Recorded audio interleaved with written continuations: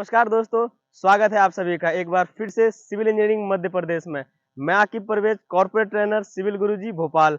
आप सबका स्वागत है। आज हम लोग देख सकते हैं यहाँ पर हम इंजीनियर्स के साथ में कुछ परफॉर्म करने आए हैं। तो ये क्या परफॉर्म करने आए हैं, क्या चीज़ें हैं, इसके बारे में अभी हम लोग डिटेल में जानने वाले हैं।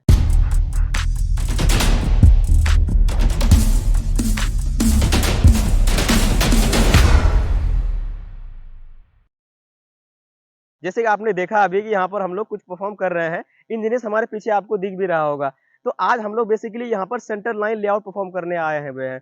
तो सेंटर लाइन लेआउट होता क्या है उसके बारे में अगर आपको थोड़ी सी डिफिनेशन में बताऊं कि सेंटर लाइन का ही मतलब होता है कि एक ऐसा लेआउट जिसकी कि हम फुटिंग और कॉलम की पोजिशनिंग पता करते हैं। मतलब सेंटर पता करते हैं कि कहाँ से हमारी फुटिंग की और कहाँ से हमारी कॉलम का सेंटर होने वाला है, वही हम पता करने के लिए आए हुए हैं साइट पर। तो आप देख सकते हैं यहाँ पर कुछ आप इंजीनियर्स को काम करते हुए देख रहे हैं, तो उसके लिए हमें कुछ टूल्स भी चाहिए होंगे। तो क्या-क्या चीज़ें हैं, आप इधर देखिए, यहाँ पर टेप रखा हुआ है, इधर थ्रेड रखा हुआ है। चूने से ये लोग मार्किंग कर रहे हैं, तो हमें उसके लिए चूना भी चाहिए होता है। और यहाँ पर आपको दिख रहा होगा कि नेल दिख रहा है, तो इसको नेल भी लगता है, इसको प्रेस करने के लिए हैमर भी चाहिए होता है। तो ये छोटे-छोटे टूल्स की भी हमें ज़रूरत पड़ता है लेआउट परफॉर्म करने से पहले। तो ये चीज़ें इकट्ठा करने के बाद हम साइट पर आ चुके हैं और यहाँ पर ये लोग लेआउट अभी परफॉर्म कर रहे हैं पिछले 2 घंटे से। तो मैं आप सभी को यहाँ पूरा प्रोसीजर बताने वाला हूँ कि कैसे स्टेप बाय स्टेप इसको हम परफॉर्म करते हैं। तो वीडियो के अंत तक बने रहिएगा। आपको अगर ये हमारा प्रयास पसंद आ रहा है तो वीडियोस को लाइक करना बिल्कुल ना भूलें और अभी तक आपने चैनल को सब्सक्राइब नहीं किया तो चैनल को सब्सक्राइब भी कर लें और बेल आइकन को भी हिट करना ना भूलें, जिससे कि नई वीडियोस जो आए सबसे पहले वो आप तक मिल पाए। तो चलिए बात करते हैं कि कैसे इसको परफॉर्म करेंगे, इसका क्या प्रोसीजर रहने वाला है। तो सबसे पहले हमें क्या करना होगा कि हमें पूरा जो हमारा साइज होने वाला है, प्लॉट का भी कुछ ना कुछ साइज होगा, तो वो साइज हमें सबसे पहले क्या करना पड़ेगा, ड्रॉ करना पड़ेगा। वो प्लॉट की हमें पहले मार्किंग करनी पड़ेगी। तो सबसे पहले क्या करेंगे, आप सभी को इधर देख भी सकते हो, इधर आ जाइए थोड़ा सा, कि मैं यहाँ पर क्या करूँगा। हमारे पास लेट सपोज कि ये एक प्लॉट का साइज है कि ये उसका कुछ ना कुछ लेंथ रहेगा और ये उसका कुछ ना कुछ विड्थ रहेगा। तो लेंथ और विड्थ, तो ये दोनों पॉइंट हमारे पास गिवन होंगे, ये दोनों पॉइंट हमारे लिए गिवन होगा। अब ये वाला पॉइंट और ये वाला पॉइंट हमें फाइंड आउट करना है। जैसे एग्जांपल के लिए कि ये जो पॉइंट है हमारा है वो 17,800 है और ये वाला जो है वो 12,500 mm है। ठीक है, तो अब ये दोनों पॉइंट लेने के लिए यहाँ से हमने एक नेल प्लेस किया, यहाँ पर एक नेल प्लेस किया और टेप की हेल्प से हमने पूरा का पूरा यहाँ पर मेजरमेंट करके दूसरा नेल प्लेस कर दिया। अब हमें ये तीसरा पॉइंट और चौथा पॉइंट फाइंड करना है। तो आप सभी को पता है कि यहाँ पर हम ये चौथा पॉइंट और तीसरा पॉइंट अगर फाइंड करते हैं तो यहाँ पर हमें एरर होने के चांसेस है। तो हम क्या ऐसा मेथड अपनाएं यहाँ पर कि जो कि ये फिक्स पॉइंट जो हम यहाँ पर प्लेस करें वो सही जगह पर हमारा प्लेस हो। उसके लिए हम यहाँ पर यूज करेंगे, क्या इसको अगर मैं ऐसे रेफरेंस पॉइंट यहाँ पर ड्रॉ कर दूं, मतलब एक इसको मैं ट्रायंगल में ड्रॉ कर दूं, तो क्या हमारे लिए ये वाला पॉइंट और ये वाला पॉइंट नोन है क्या? या फिर अगर इधर 1200-500 है तो इधर भी 12,500 होगा क्या? बिल्कुल होगा। तो हमारे पास बेस पता है, हमको परपेंडिकुलर पता है, तो क्या उसका हम हाइपोटेन्यूज नहीं निकाल सकते हैं? बिल्कुल निकाल सकते हैं। तो हाइपोटेन्यूज का फॉर्मूला क्या होता है, मैं अगर एच का फॉर्मूला बोलूं तो क्या होता है, ये 17.8, मैं मीटर में इसको कन्वर्ट कर दिया, 17.8 का मीटर स्क्वायर प्लस 12.5 का स्क्वायर। इसको आप कैलकुलेट करेंगे तो मैं आपको कैलकुलेट करके बताता हूँ कि कितना होगा। चलिए इसको कर लेते हैं। तो मैं इसको यहाँ पर क्या किया, 17.8, मैं इसको यहाँ पर क्या किया, अंडर रूट 17.8 का स्क्वायर प्लस 12.5 का स्क्वायर और इसको मैं कैलकुलेट किया तो 21.75। आप इधर देख भी सकते हैं कि 21.75 इसका आंसर निकल के आया है। तो मैं यहाँ पर लिख देता हूँ 21.75 मीटर। तो ये जो हाइपोटेन्यूज निकला ये हमारा कितना निकला, 21.75 मीटर। अब हमें ये पॉइंट फाइंड करना है, तो मैं क्या ऐसा कर सकता हूँ क्या, इसको मैं क्या करूँ कि यहाँ पे 0 पे टेप पकड़ूं और 12,500 ऊपर चढ़ूं, उसके बाद में फिर से रिटर्न होकर उसी टेप को कंटिन्यू करते यहाँ तक आऊं। तो क्या कर सकता हूँ, क्या ऐसा कर सकता हूँ कि आप सभी बताना जरूर कि यहाँ पर मैं 12.5 प्लस 21.75 अगर कर दूं तो क्या यहाँ पर 0 से चल के 12.5 और इधर 21.75 अगर आऊं तो ये हमारे लिए दूसरा पॉइंट फिक्स्ड हो जाएगा, क्योंकि ये पॉइंट पहले से हमें गिवन है, पता है। तो ये टोटल ऐड करके कितना हो जाएगा, 34.25 मीटर। तो टेप से मैं एक 0 पे पकड़ाऊंगा किसी बंदे को यहाँ पर और किसी दूसरे बंदे को यहाँ पर मैं खड़ा करवा दूंगा, बैठा दूंगा टेप लगा के, कितना में, 34.25 पर। अब किसी तीसरे बंदे को मैं क्या करूंगा, यहाँ पर अगर कोई पकड़ेगा वो कितने पे, 12.5 पर, तो हमें एकदम fixed angle right angle triangle बनेगा और यहाँ पर जो हमारा पॉइंट आएगा तीसरा पॉइंट वो एग्जैक्ट उसी जगह पर आएगा। अब इस वाले पॉइंट के लिए फिर से क्या होगा, ये वाइस वर्सा पलट जाएगा, रिवर्स हो जाएगा, ये अब इस तरीके से ट्रायंगल बन जाएगा, इस तरीके से बनेगा। अगर ये 21.75 है तो ये भी तो 21.75 होगा, बिल्कुल होगा। तो क्या करेंगे, यहाँ से फिर ये दोनों बंदा यहाँ से हिलेगा नहीं, ये जो यहाँ पर बैठे हुए हैं यहाँ से ये इधर उधर नहीं मूव करेंगे, वो दोनों बैठे रहेंगे, ये बंदा मूव होके यहाँ चला जाएगा। तो अब ये कितने में पकड़ेंगे, पहले ये 0 से स्टार्ट हुआ है टेप, इधर चलेंगे 21.75, तो इधर कितना बच जाएगा, ऑब्वियसली बात है कि 12.75 12.50 इधर बच जाएगा। तो हमारा पूरा क्या हो जाएगा, ये वाला पॉइंट भी फिक्स हो गया, ये वाला पॉइंट भी फिक्स हो गया। अब क्या करेंगे, यहाँ पे थ्रेड की हेल्प से हम पूरा का पूरा यहाँ पर मार्किंग कर देंगे। अब ये मार्किंग हो चुका हमारा।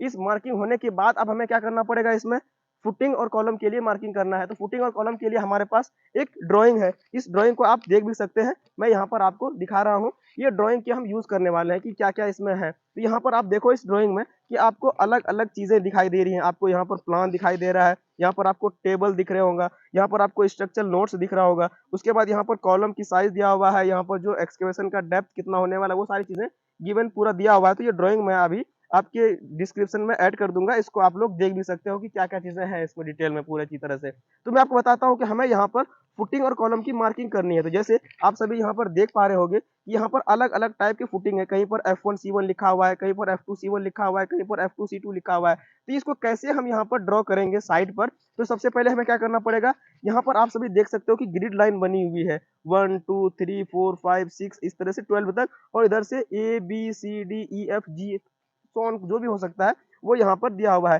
तो हमें बताओ कि अगर ये लाइन यहाँ पर हम ड्रॉ करवा दें, ये जो लाइन है इसको यहाँ पर हम ड्रॉ करवा दें, उसको ड्रॉ करवाने के लिए कैसे क्या कर सकते हैं कि मैं यहाँ पर एक जगह फिक्स करके दूसरे जगह फिक्स करने के बाद यहाँ पर हमारे पास डिस्टेंस गिवन है। जैसे आप देख सकते हो कि यहाँ पर मैं आपको दिखा रहा हूँ कि यहाँ पर जो पॉइंट है, यहाँ से पॉइंट है, यहाँ से हमारा शुरू हुआ है, यहाँ से हम दूसरा नेल प्लेस करवाएंगे कितने पे, 1100 mm पे।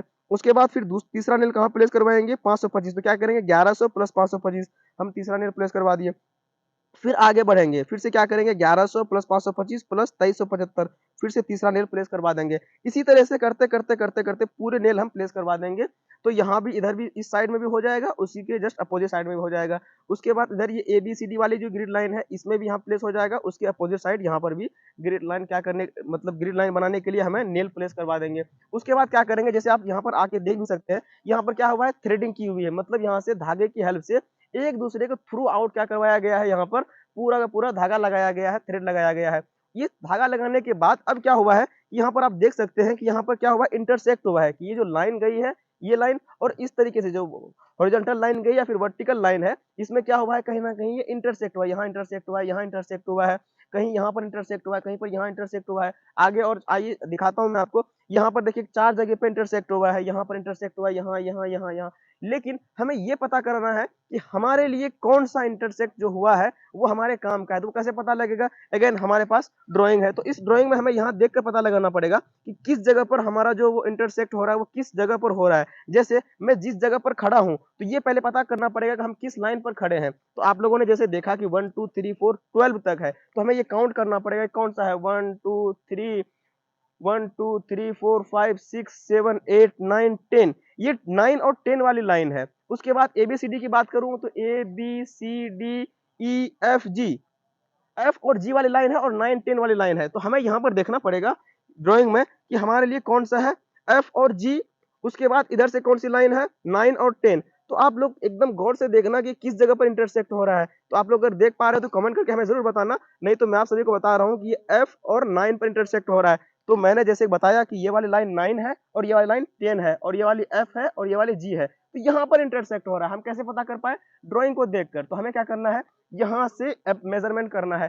तो अब मैं आगे बात करता हूँ कि यहाँ पर आप देख सकते हो कि फुटिंग का साइज दिया हुआ है, क्योंकि यहाँ पर दो तरीके से फुटिंग है, F1 और F2, उसके लिए हमें साइज गिवन है। तो वो साइज में देखते हैं सबसे पहले कि यहाँ पर फुटिंग कौन सा फुटिंग है। तो यहाँ पर आप देख सकते हो कि इस जगह पर क्या कौन सा फुटिंग है, F1 है। तो F1 का साइज क्या दिया हुआ है, 1800 बाई 1800। तो अब यहाँ पर हमें क्या करवाना है, एक्सकेवेशन करवाना है, गड्ढा खुदवाना है। गड्ढा खुदवाएंगे तभी वहां पर हम अंदर में फुटिंग कास्ट कर पाएंगे। तो गड्ढा खुदवाने के लिए हमें एक चीज ध्यान रखना होता है, जो कि CPWD का एक नॉर्म्स है, उसको हमें याद रखना होता है। उसको ध्यान में रखते हुए हमें एक्सकेवेशन का मार्किंग करनी होती है। कैसे, जैसे कि जब CPWD का नॉर्म्स ये कहता है कि अगर वहां पर आपका फुटिंग का जो डेप्थ होने वाला है वो 1.5 मीटर तक होने वाला है, मतलब दोबारा रिपीट कर रहा हूं मैं, अगर जो आपका एक्सकेवेशन होने वाला है उसकी जो गहराई है जो उसकी गहराई है वो अगर 1.5 मीटर तक है तो आपको फुटिंग के साइज में 300 mm एक्स्ट्रा ऐड करवाना है, तब आप एक्सकेवेशन का लेंथ विड्थ फाइंड कर पाओगे। कब? जब आपकी जो एक्सकेवेशन की डेप्थ है वो 1.5 मीटर तक है। अगर उससे ज्यादा हुआ तो क्या? अगर उससे ज्यादा हो रहा है मतलब 1.5 से अगर ज्यादा जा रहा है, मोर देन 1.5 मीटर हो रहा है, उस कंडीशन में आपको 750 mm चारों साइड में लेना है। तो जैसे आप लोगों ने अभी देखा कि यहाँ पर इस जगह पर, जिस जगह पर मैं खड़ा हूँ, वहां पर F1 फुटिंग है, तो साइज क्या हो जाएगा? वहां पर 1800 फुटिंग का साइज है, F1 का साइज। तो यहाँ पर एक्सकेवेशन का लेंथ विड्थ कितना हो जाएगा? एक्सकेवेशन का लेंथ विड्थ कितना हो जाएगा? ये 300 इधर ऐड करेंगे, 300 राइट साइड में ऐड करेंगे, तो ये 1800 प्लस 300 और प्लस 300 2400 हो जाएगा। तो 2400 बाई 2400 का यहाँ पर क्या करवाएंगे? एक्सकेवेशन करवाएंगे। तो अब यहाँ पर हम लोग मेजर करके देख लेते हैं, क्या यहाँ पर जो मार्किंग किया हुआ है, क्या यहाँ पर ये 2400 बाई 2400 में हुआ है क्या? यहाँ पर मैं ऐसे मेजर कर लेता हूँ, तो यहाँ से पहले सेंटर से देखता हूँ, क्या ये 1200 है क्या? यहाँ से मैं देख रहा हूँ, आप थोड़ा सा दिखाइएगा इधर। बिल्कुल ये 120 सेंटीमीटर है, मतलब ये 1200 mm है। इधर से देख लेते हैं, इधर से मैं इधर से देख रहा हूँ, तो यहाँ पर ये क्या 1200 है क्या? इधर से देख रहे हैं क्या? बिल्कुल, इधर से भी 1200 है। मतलब हमने क्या करवाया, यहाँ पर जो चूने से मार्किंग करवाया, तो वो कितना-कितना पे हुआ है? 1800 पर नहीं होकर वो 2400 बाई 2400 पर हुआ है। तो इस तरीके से पूरी तरीके से हम क्या कर लेंगे? मार्किंग कर लेंगे। अब ये मार्किंग होने के बाद हमें ये यहाँ पर क्या करवाना है? गड्ढा खुदवाना है। वो तो गड्ढा खुदवाने के लिए हमें क्या करना पड़ेगा? ये जो थ्रेड लगी है इसको हटाना पड़ेगा पहले। तो ये हटाने से पहले हमें क्या करना होगा? क्योंकि जब ये हम गड्ढा यहाँ पर खुदवा देंगे, उसके अंदर में डीप 1.5 मीटर अंदर जाकर हमें वहाँ पर क्या करना है? फुटिंग और कॉलम की मार्किंग करनी है, वहीं से हमारा फाउंडेशन स्टार्ट होगा। तो उसके लिए हमें दोबारा से लेआउट परफॉर्म करना पड़ेगा। दोबारा से जब लेआउट परफॉर्म करना पड़ेगा तो फिर से हमें ये थ्रेडिंग करनी होगी, फिर से हमें ये थ्रेड लगाना होगा। तो उसके लिए हमें क्या करना होगा? जैसे आप देख सकते हो कि यहाँ पर नेल्स लगी हैं, हर पॉइंट पर नेल लगी हैं, तो ये जब हम इसको थ्रेड को खोलेंगे तो नेल भी हमें हटाना पड़ेगा। तो ये नेल हटाने से पहले और ये थ्रेड खोलने से पहले हमें चारों साइड में क्या करना होता है? भुर्जी बनाना होता है। भुर्जी क्या होता है कि एक शॉर्ट पिलर होता है टेम्पररी, जो कि हमें अपने प्लॉट साइज से बाहर बनाना होता है, 500 mm दूरी में बना सकते हैं, और उसमें जो जो हाइट होती है वो 3 फीट या 2.5 फीट तक हम बना सकते हैं। उसका बनाने का पर्पस क्या होता है कि जब हम वहां पर दोबारा से लेआउट करेंगे तो हमें किसी भी तरीके का कोई दोबारा से ये चीजें करने को नहीं आवश्यकता पड़ेगा, क्योंकि ये चीजें जब हम यहाँ पे एक्सकेवेशन कराएंगे तो यहाँ पर मिट्टी बाहर हमें निकलवाना पड़ेगा, तो यहाँ पर पूरा का पूरा क्या हो जाएगा? सही से हम फिर दोबारा से लेआउट नहीं कर पाएंगे। इस वजह से हम वो शॉर्ट पिलर बना के, भुर्जी बना के, हम उसी में क्या करेंगे? दोबारा से थ्रेडिंग करवाएंगे, तो हमें वहां पर काम आसान हो जाने वाला है। उसके बाद क्या करेंगे? फिर से हम ये लेआउट परफॉर्म करने के बाद अब तो हम हाइट पर होंगे। हम कहाँ पर होंगे? नेचुरल ग्राउंड लेवल पे होंगे, लेकिन जो हमारा गड्ढा खुदा है, जो हमारी डीप गए हुए हैं, वो कहाँ पर है? वो 1.5 मीटर नीचे में है। तो वहां पर हमें कैसे मार्किंग करनी है? तो उसके लिए हमें एक और छोटा सा टूल का यूज करना पड़ता है, जिसको बोलते हैं हम लोग प्लम बॉब। तो प्लम बॉब को क्या करना होता है? इस सेंटर से हमें क्या करना होता है? प्लम बॉब को गिराना होता है। जैसे मैं इसको अगर हाइट पे उठा लूं, तो यहाँ से मैं अगर किसी प्लम बॉब को यहाँ से गिराऊंगा मैं, तो एग्जैक्ट उसी जगह पॉइंट पर जाकर वो गिरेगा। अब वो हमारा उस 1.5 मीटर गहराई में वो हमारा क्या कहलाएगा? सेंटर कहलाएगा। किसके लिए? फुटिंग के लिए भी और कॉलम के लिए भी। तो बिल्कुल ये चीजें आप याद भी रख सकते हो, और इंटरव्यू में कई बार पूछा भी जाता है कि सेंटर लाइन कितनी बार परफॉर्म किया जाता है? तो आपका आंसर होना चाहिए कि 2 बार किया जाता है। एक कब किया जाता है? जब हम एक्सकेवेशन कराने के लिए मार्किंग करते हैं तब, और दूसरी कब किया जाता है? जब हम फुटिंग और कॉलम की पोजिशनिंग करते हैं, एक्चुअल में जब कास्टिंग करनी होती है, उस टाइम पर हमें दोबारा से फिर ये परफॉर्म करना पड़ता है। तो आई होप कि आप सभी को ये सारी चीजें पसंद आया होगा। अगर पसंद आ रहा है तो बिल्कुल चैनल को सब्सक्राइब करना ना भूलें, वीडियो को लाइक करें। मिलते रहेंगे फिर से नए वीडियो में, तब तक के लिए जय हिंद, जय भारत।